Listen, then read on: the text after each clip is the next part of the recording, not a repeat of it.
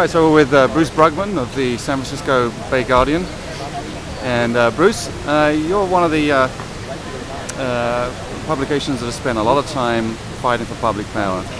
Yes. And why don't you tell us a little bit about the latest and greatest that you discovered in the last couple of weeks in regards to this campaign against politician nation? The story goes back to 1969 when Professor Joe Nealons at Cal did his first story in the Guardian, and it's progressed all the way up to this initiative in this election. It's terribly important because there's no way to get clean energy at the level we want. There's no way to get the Potrero Hill power plant closed. There's no way to get cheap, hetchy public power here in San Francisco unless we pass this initiative and toughen up City Hall and the politicians so they can confront PG&E regularly from now on. This is a real turning point. Either the public power people, the clean energy people win this election, or they come so close that the movement will continue on. It'll continue on no matter what. That's why PG&E is spending all this money. And the reason they're spending all this money is because they take such amount of money out of the city. We've calculated it $600 to $700 million a year that they take out of the city in terms of high rates. It's just incredible.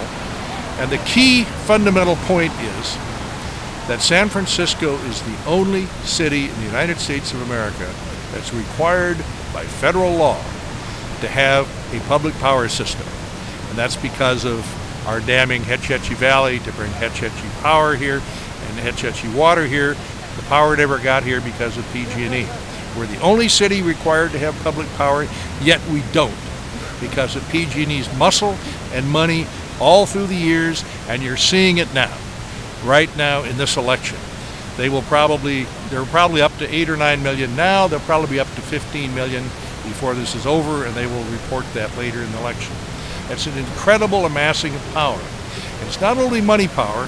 They go in with the Chamber of Commerce, Building Owners an Association, the downtown people, and the downtown people are working to knock out the 3 supervisors in 3 key districts, put in their people in these 3 districts so that they knock out public power here and clean energy here, and they put in their 3 people here so it doesn't come up again like this. On the other hand, if we win or get close, and I think we have a good chance of winning, it's very important to get 2 or 3 of these supervisors in, namely Chu in North Beach, Avalos in the Excelsior, and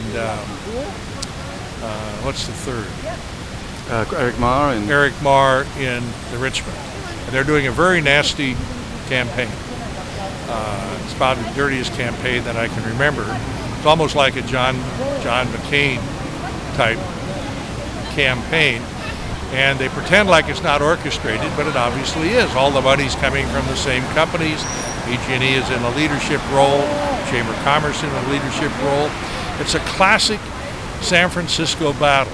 On one side are the unions and the tenants and the progressives and the independents, some small business people in the Guardian. On the other side is PG&E and downtown and the Chronicle, Hearst. And that's an interesting story too, if you want me to. Yeah, why don't you... Well, the Hearst story, I'll just mention it because the Chronicle and Hearst come out against the initiative. They don't report on it. They black it out. It's censored out. Mateer and Ross today were talking about Newsom's car being sideswiped. Big story, top of the page. The reason is because back in the 20s, Hearst switched on the issue. He was the guy who, more than any, he was brought in public power. Yeah. His paper, his papers. He had 2 or 3 of them at the time. Then PG&E, through its PG&E controlled bank, gave him a chunk of money, which he desperately needed at the time in the late 1920s.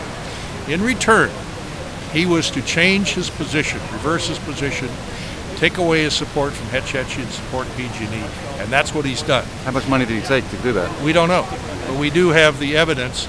A good book is out on this called The Chief by a professor by the name of Nassau. There are letters in the Bancroft Library. It's nailed down, and it's nailed down very clearly, and it's very clear in this election. Why does a major metropolitan newspaper not cover the biggest urban scandal in American history, which is what this is? That's the reason. And so it's fascinating. What Hearst has this in their DNA somewhere. So they're complicit, essentially. They are very complicit, and they have been since the late 1920s. I've been writing about this, I've been talking about this, and it's a fascinating little media story. It's a censored story. One of the great censored stories in American journalism. Why now, after all these years, is Hearst still standing with PG&E and against the residents, against the businesses, and against the city and county of San Francisco? And not for the people. And not for the people. No. And it endangers the whole project, because the government at any time can come in and say, you're not complying with the Raker Act, we want the dam back. Mm-hmm. There's a tear down Hetchy movement. So when is the Bay Guardian going to transition into a lefty daily?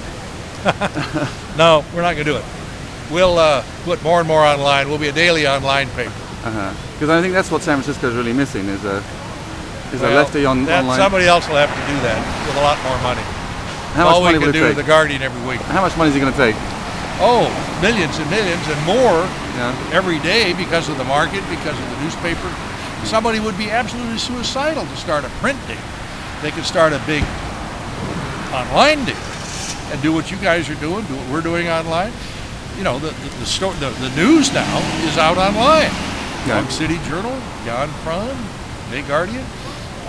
The news is online, which is good, because without PG&E can't come in and snuff us out. They'll try, I'm sure. Got to run. Thanks, Bruce.